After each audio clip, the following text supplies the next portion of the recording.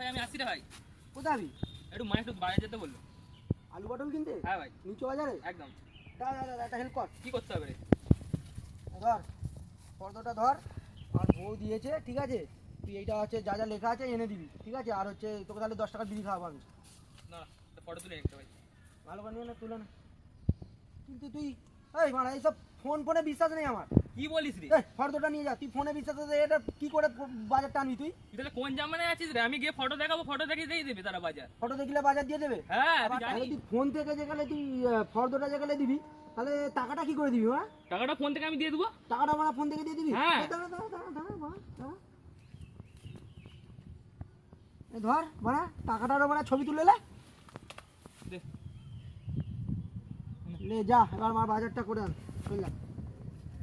আসি তাহলে। হ্যাঁ যা, বেরিয়ে যা। राजा जी ए राजा जी ए करे तरहल हाजरू। তোর বাজার কোথা? আমি আমার মাকে দিয়ে চলে এসেছি। আর আমার বাজার কোথা? দাঁড়া দাঁড়া দেখাচ্ছি। দেখ ভাই, আলু, পটল, বেগুন।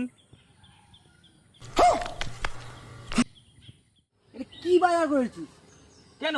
তুই যেরকম দিলি সেরকমই তো হলো। কি দিলাম আমি তোকে? মানে তুই আমাকে টাকার ফটো তুলে দিলিস, তা সেরকম বাজার হবে নাই? তুই তো বললি শালা ফোন থেকে টাকা দিবি, তাহলে আবার এখন 2 নম্বরই কথা বলছিস? আরে বোকাচে তো অনলাইন সম্বন্ধে কি জানিস তুই? অনলাইন পে জানিস না, মূর্খ কথা যা পালা, কিন্তু পালা। আর কোনোদিন এসব কথা বলবি না, যা।